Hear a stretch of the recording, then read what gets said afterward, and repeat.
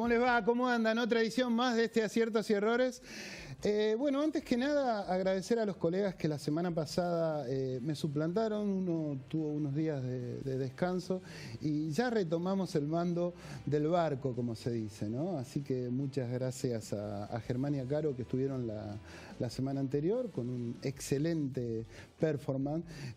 Y bueno, van a tener que aguantarme a mí nuevamente en este rol de conductor, en este Aciertos y Errores. Un Aciertos y Errores que, vale decir, no dejemos de lado una semana bastante complicada para el gobierno, ¿no? Con varias renuncias, inclusive denuncias, y también hasta una postura que tiene que ver con la justicia de encarar o de al menos enfrentar la política gubernamental en algunos aspectos, ¿no? Esto abre un interrogante también porque dentro de lo que tiene que ver con la Cámara de Diputados uno pudo apreciar que lograron con casi 160 votos los diputados imponer el tratamiento de una nueva ley jubilatoria que hizo quedar, o al menos buscó y encontró la reacción de un presidente que lo vemos bastante alterado, se puede decir de alguna forma, ¿no?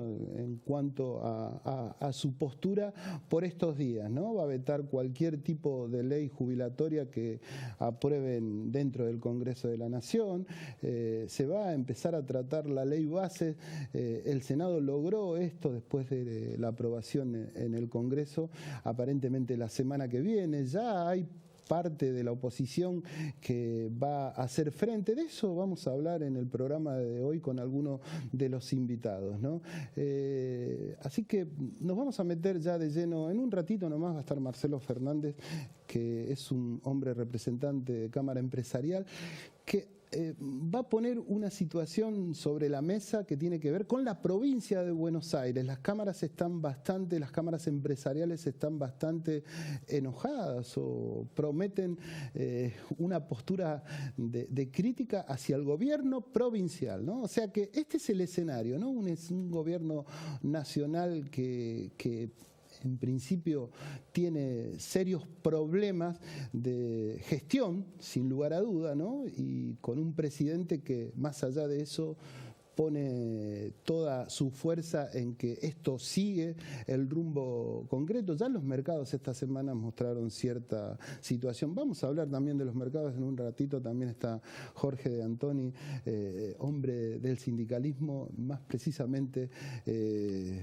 emparentado con los bancarios, ¿no? Así que vamos a escuchar al presidente Javier Milei, que esta semana se manifestaba de esta forma, y damos comienzo al Aciertos y Errores del día de hoy. Nosotros recibimos déficit gemelos por 17 puntos del PBI. Y eso, digamos, uno diría, bueno, qué grave es o no. Bueno, miren, cuando ustedes tienen 4 de déficit gemelos en términos de PBI es una alerta amarilla. 8 se van a dar una piña, imagínense lo que es 17. Ese era el tamaño del monstruo que venía encima.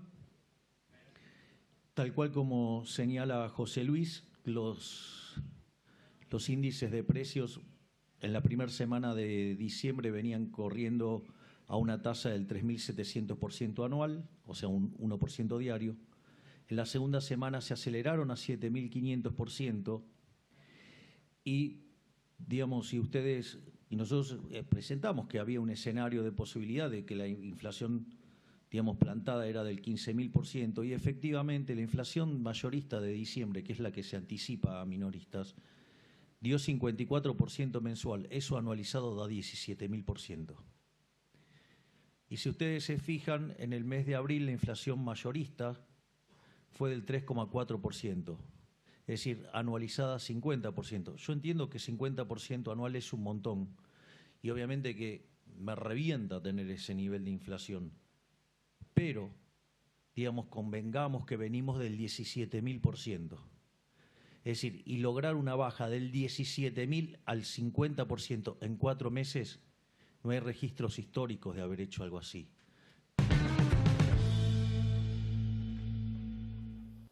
datos. Lo que ustedes veían ahí era el presidente en Agroactiva, que fue un viaje de relámpago tras la situación y el enojo que mostraron los mercados en estos últimos días, jueves, hoy estamos en viernes, en donde el riesgo país llegó casi a 1.600, ¿no? Esto muestra una situación que no es precisamente la que graficaba el presidente, en definitiva, ¿no? O sea, él muestra números y también proyecta situaciones a futuro que van a ser mejoras, pero que no son los que estarían dando los números en definitiva. Algunos ya pregonan una inflación para el mes de junio superior a la del mes de mayo, ¿no es cierto?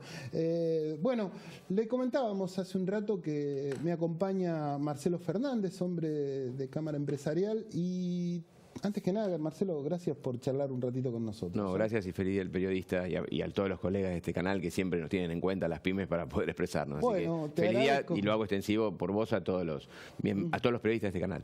Exacto. Bueno, sí, es llamativo, esto es anecdótico, es la primera vez creo que estamos haciendo el programa un día del periodista, ¿no? Porque calzó justo, así que aprovecho la posibilidad que Marcelo me da para saludar a todos los colegas y a todos los que hacen este programa de manera semanal. Marcelo, hay fuertes críticas en función de una media sanción que hay en la Cámara de Diputados de la provincia de Buenos Aires, ¿no? Que atenta contra el sector empresarial, si se quiere.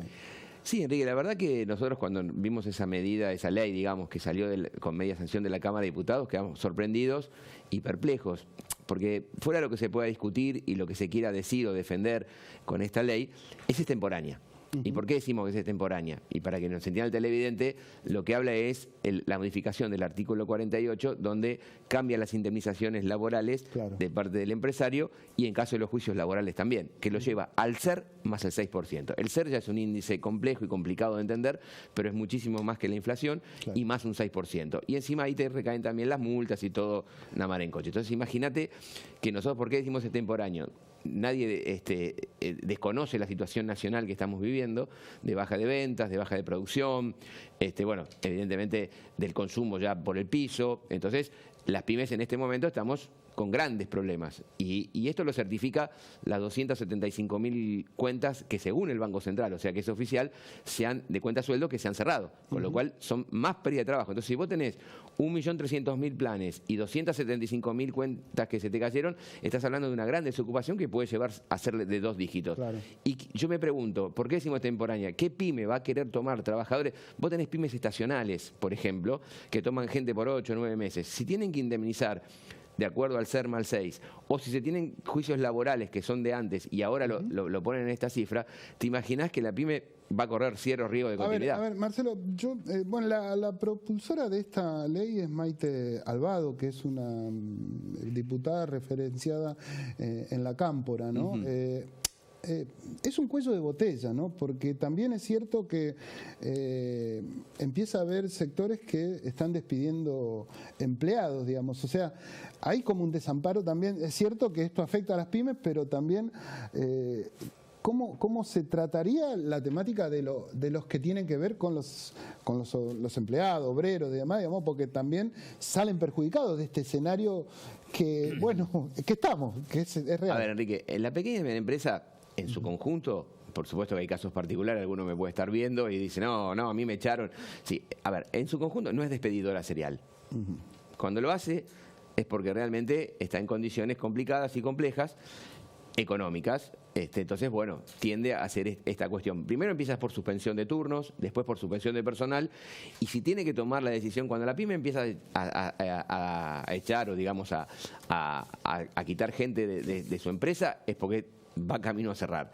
¿Por qué decimos esto? Pues la mano de obra a nosotros nos costó muchísimo conseguirla y tenerla. Hace muchos años que estamos diciendo esto, que no hay mano de obra calificada, ¿no? Sobre todo para la industria, en el mercado laboral, en los desocupados. Entonces vos, si despedís a alguien y después querés reactivar el sector, no podés porque no tenés mano de obra, pues seguramente esa persona se reubicó en otra empresa que rápidamente lo tomó y vos te quedaste sin gente. Entonces digo, nosotros no despedimos así automáticamente porque nos bajan las ventas. Al contrario, tratamos de sostener la mano de obra. Bueno, por eso, pero siendo abogado del diablo podría decir, pero si no van a despedir gente, ¿por qué? ¿Cuál sería la crítica a la ley, digamos? Es la que te dije justamente. Vos tenés empresas de 10, de 12, de 5 personas que muchas veces son estacionales.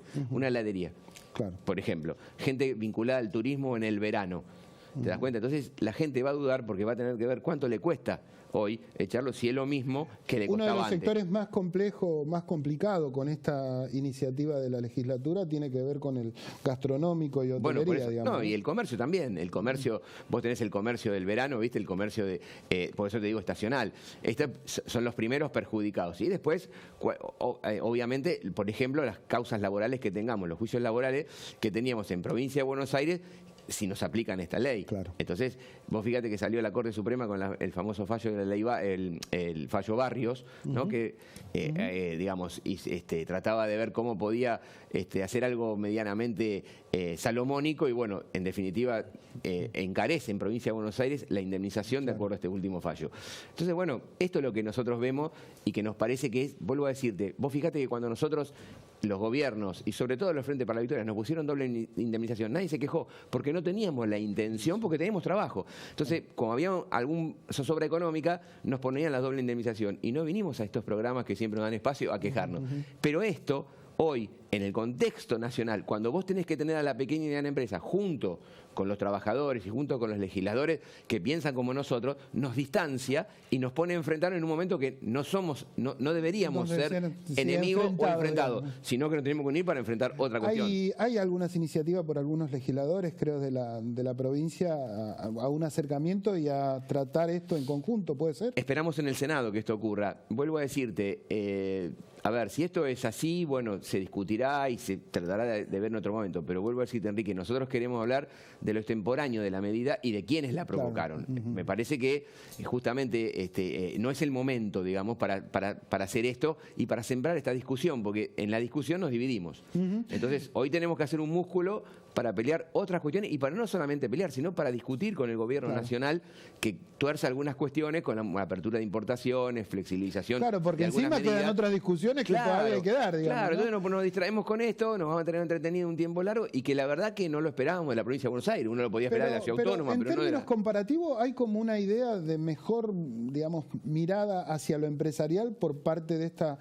ley base que se está tratando a nivel nacional? No, nosotros el RIGI lo hemos hablado en el Senado, lo hemos hablado con las autoridades nacionales, uno los conoce, muchos de los funcionarios que están hoy en el gobierno vienen del gobierno anterior o algunos vienen de otras gestiones, entonces nos acercamos para decirle que el RIGI era una locura, o sea, 30 años de exenciones impositivas, ¿por qué no se la damos a la pequeña y mediana empresa local? Sería bárbaro, ¿te imaginás que nosotros no tuviéramos impuestos para importar? Tenemos 17% de impuesto país, tenemos a veces impuestos de anticipo de ganancia, de ingresos brutos, bueno, en importaciones. ¿Te imaginás que si a nosotros nos dieran eso?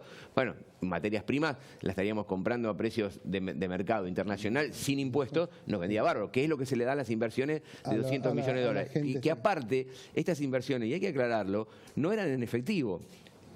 O sea, que una empresa naviera o minera traía un barco que que costaba 80 millones de dólares, lo ponía en el puerto y eso era una inversión y el barco no funcionaba, quedaba ahí en el puerto. No era 80 millones de dólares de trabajo, sino que eran 80 millones de inversión porque traía un barco para llevarse el mineral. Una locura. Entonces digo, esto es lo que pudimos discutir y la verdad que tengo la esperanza y tengo entendido que se modificaron muchos temas, porque el gobierno también tiene una política, Enrique, que pone lo máximo para discutir para abajo. Sí, dice una cosa y por ahí termina. Es que tiene que negociar, pero por eso, pero va a un extremo, con lo cual le permite bajar, porque la verdad que si salía el RIGI en estas condiciones era el acabose de la pequeña y mediana empresa. Ya para ir culminando, ¿qué opinás de esta manifestación del presidente que se fueron pública del día de ayer con un medio extranjero en donde va a destruir el Estado? ¿Le sirve a las empresas esto? A ver, el Estado para la pequeña y mediana empresa es fundamental, porque es quien regula, quien interviene en la las diferentes dificultades que tenemos las pequeñas y medianas empresas. Necesitamos un Estado presente que controle importaciones para que no sean a precios subfacturados o a precios de viles y entre en la mercadería y nos perjudique. Muchas veces para lidiar con las grandes, porque las grandes muchas veces son monopólicas y te ponen las reglas de mercado y te pueden destruir todo el aparato o la cadena de valor productiva de un sector. El Estado tiene que estar presente. Es obvio que este gobierno lo quiere achicar, pero no que lo destruya, porque el Estado, para la pequeña empresa y para los trabajadores, es esencial, Enrique. Entonces, me parece que no es lo que debe apuntar. Si es achicar el gasto, bueno, para que le dé superávit fiscal, es entendible, pero lo que no es entendible es que el ajuste ahora lo está haciendo también la industria y sus trabajadores. Me parece que en esto están equivocados y es lo que queremos, apostar al diálogo. Nos queda la oportunidad del diálogo y decirle, miren, con este camino... ¿Cree que el gobierno nacional va a dialogar? Es que no le queda otra, Enrique, porque si no nos vamos a estrellar y bueno, cuando nos estrellemos vamos a estar todos realmente muy perjudicados. Marcelo, te agradezco mucho tu presencia acá en Aciertos y Errores. Espero que vengas después de la charla con la gente del Senado, a ver cómo sigue en la provincia de Buenos Aires, porque si hay un motor que impulsa la industria y la economía, no solo en la provincia de Buenos Aires, sino en gran parte del país, son las pequeñas y medianas empresas. No, por supuesto, así que sí, aquí estaremos y con gusto, Enrique, y vuelvo a retirarte, feliz día. Gracias. Era Marcelo Fernández, presidente de la Confederación General de Empresaria de la República Argentina. Lo dije bien, ¿no? Sí, muy bien. Vamos a una pausa y continuamos con el Aciertos y Errores del día de hoy.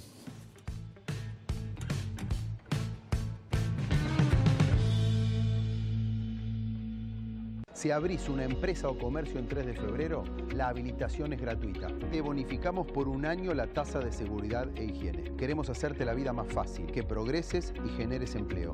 Un Estado eficiente que se pone de tu lado. Municipalidad de 3 de febrero.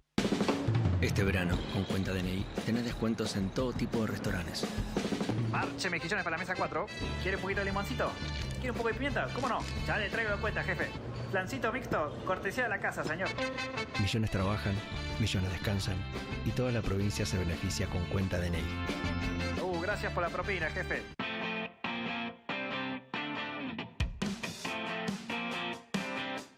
Te presentamos Doctor Osdepim, un servicio de nuestra obra social, por el cual podés comunicarte con un médico a través de videollamadas las 24 horas del día, los 7 días a la semana. Baja la aplicación y sumate a la telemedicina a través de tu consulta médica online, sin salir de tu casa. Osdepim, te estamos cuidando.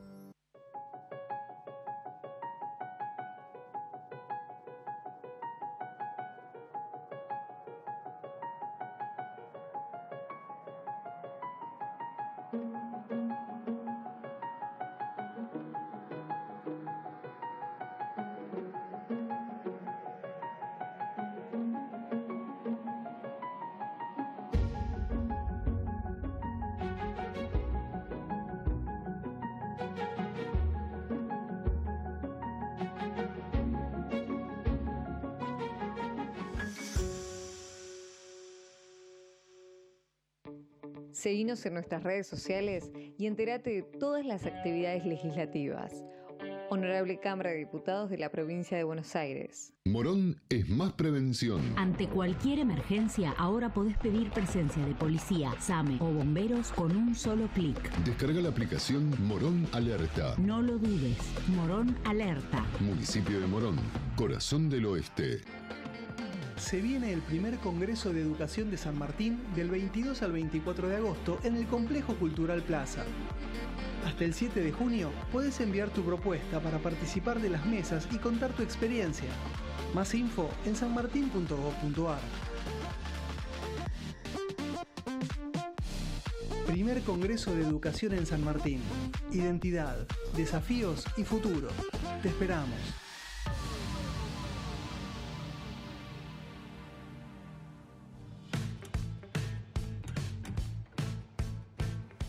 Segundo bloque de Aciertos y Errores, y me acompaña Jorge de Antoni, que es delegado regional de la Asociación Bancaria y adjunto de la CGT Regional San Martín 3 de febrero.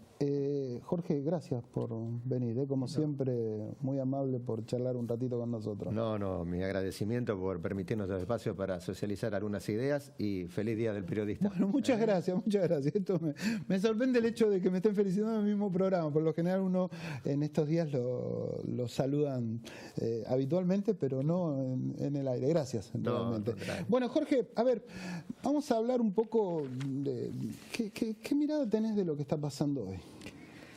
Con profunda preocupación, situación harto difícil, con un presidente que, si tomás en cuenta los exabruptos permanentes a los que expone al conjunto de la sociedad, un presidente que en 6 meses de gestión estuvo 1 mes afuera, y si proyectamos en 4 años va a estar 6 meses afuera, que se siente infinitamente más cómodo, como una suerte de rockstar de la ultraderecha libertaria, y que uno advierte que lo abruma la gestión diaria, y es claro, porque es complejo gestionar.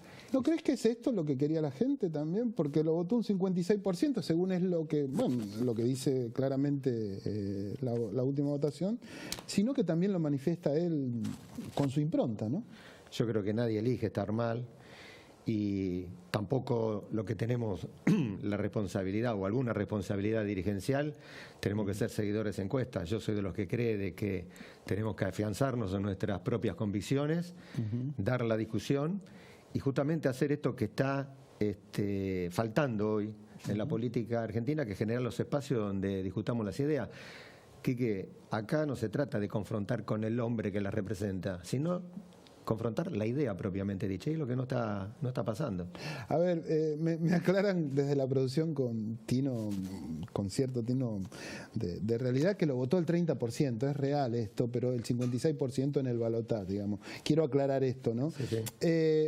A ver, el dato concreto es que yo tengo la sensación de que Milei es fruto de las desavenencias que ha tenido toda la dirigencia en su conjunto en estos años. ¿Vos compartís esta idea?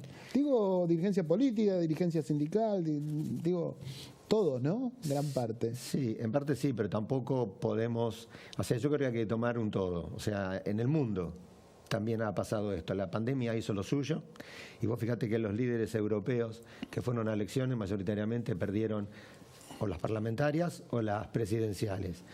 Pero también está claro de que veníamos de una gestión que no había hecho al menos lo que se había propuesto, y que un gran conjunto de la sociedad no la estaba pasando bien. Ahora, creo que estamos infinitamente peor. Creo sinceramente que el gobierno debe advertir que ha pasado algo en estas semanas. Se ha alcanzado un 2/3 para aprobar la ley jubilatoria, algo que no tiene precedente del advenimiento de la democracia para acá. Si yo fuese el gobierno, inmediatamente me pondría a conversar con los distintos bloques para alcanzar algunas posiciones que nos permita avanzar en la distinta problemática que estamos teniendo en estos días.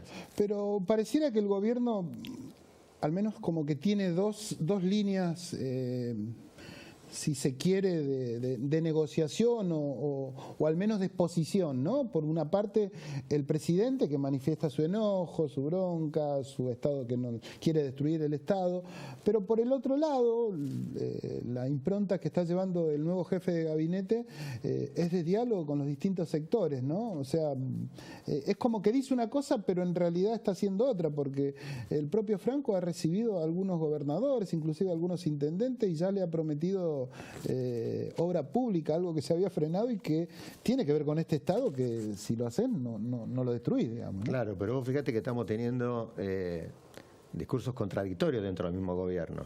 Por un lado, yo saludo siempre el diálogo, por lo tanto saludo la actitud del ministro Francos. Dicho sea de paso, que tuvo que asumir la jefatura de gabinete producto del despido que le han propiciado a Pose. Y a mí me hubiese gustado de repente un ministro del Interior con mayor volumen político para hacer justamente esta tarea a la que yo hacía referencia, que está faltando al menos en el Parlamento. Pero por el otro lado tenés que recientemente el presidente Milei ha hecho un discurso donde dijo nada más ni nada menos que voy a destruir el Estado. Sinceramente, yo estoy muy sorprendido. No he visto nunca un presidente que reaccionara de esta manera, un presidente que recorre el mundo hablando mal del propio país, hablando mal de los propios dirigentes del país al que él representa, un presidente que se inmiscuye en una contienda electoral en otro país. En esto hay que ser muy cuidadoso, Quique. La diplomacia tiene sus códigos. Ir a España a participar de un nucleamiento político en el marco de una contienda electoral y encima propiciar insultos a la figura presidencial, ten en cuenta de que España es el segundo mayor inversor en Argentina. Sí, sí, gran parte de las empresas que están invirtiendo en la Argentina son de origen español. ¿Tenés la particularidad de ser sindicalista y también radical, digamos? Una doble función, digamos, por esto, o dos características que por estos tiempos tienen, si se quiere, una mirada crítica de algunos sectores de la sociedad. El sindicalismo está en discusión en un montón de ambientes y de ámbitos. Vale aclarar también que los bancarios son uno de los sindicatos, o al menos desde la gestión de Palazzo, uno de los más transparentes y que mejor rol de sindicalismo cumple, digamos, ¿no? Y en cuanto a el radicalismo, tiene como distinta... es un variopinto, ¿no? Están los radicales cercanos al exgobierno, están los radicales cercanos a este gobierno, inclusive al macrismo, y están los radicales que no quieren ni una cosa ni la otra. ¿Cómo se transita todo ese escenario? Primero me la ha dejado picando en el área cuando te referís a Sergio Palazzo, también de origen radical. De origen radical también. Y por supuesto que ha sido una brisa de aire fresco, una bocanada de aire fresco en el sindicalismo argentino, la aparición del compañero Sergio Palazzo. Y tenemos una organización fuerte, políticamente fuerte, donde de la asunción de Sergio Palazzo para acá hemos tomado la decisión de involucrarnos en las distintas actividades que hay, independientemente de la que sea propiamente la vinculada con la actividad bancaria. A mí la Unión Cívica Radical me ha dado, entre otras cosas, la inmensa posibilidad de haber sido su secretario general en la provincia de Buenos Aires. Del 2015 para acá, a mi manera de ver, ha ido abandonando las ideas, los principios, el contenido ético y filosófico que me llevó no solamente a mí, sino a una gran cantidad de ciudadanos a afiliarnos al partido. Esta Unión Cívica Radical, de Unión Cívica Radical tiene el nombre nada más. Nunca la Unión Cívica Radical en la que nosotros nos hemos formado a través de las lecturas de Hipólito Yrigoyen, Crisólogo Larral, de Leandro Nealén, y más acá, en la formación que nos permitió transitar junto a Raúl Alfonsín, tiene que ver con las políticas que está acompañando. Que estén planteando en estos tiempos acompañar ideas vinculadas con un gobierno de estas características, que dice que va a destruir el Estado, que no quiere un sindicalismo más honesto y más transparente. El mejor sindicalismo para los libertarios es el sindicalismo que no existe. Y si tenemos en cuenta de que, por ejemplo, Crisólogo Larral fue nada más ni nada menos que autor del 14 bis de la Constitución Nacional, donde hay una gran cantidad de derechos direccionados a las trabajadoras y a los trabajadores, es complejo la situación. Yo en algún momento me había esperanzado de que el radicalismo abandonara ese frente de centro-derecha para acompañar un frente de centro-izquierda, pero veo que no. Bueno, el acompañamiento que algún sector radical tuvo con la centro-izquierda quizás tenga que ver con Unión por la Patria o el Frente de Todos, digamos. Tampoco fue una buena experiencia, digamos, ¿no? Sí, pero yo, vos fíjate una cosa, hoy para mí quien mejor expresa las ideas, el conjunto de ideas que informan a la Unión Cívica Radical es Ricardo Alfonsín. Y recordá aquella convención de Gualeguaychú, que fue la que generó de alguna manera el quiebre de 2015 hacia adelante. Sí, el acercamiento del radicalismo a sectores de derecha, más precisamente al macrismo. Ahí se terminó de configurar en la política argentina la desaparición del bipartidismo histórico, en el cual muchos nos habíamos formado, y la aparición de los frentes, o sea, un frente de centro-derecha, donde vos tenés radicales, peronistas, socialistas, y vas a tener, como lo tenemos en nuestro tiempo, un frente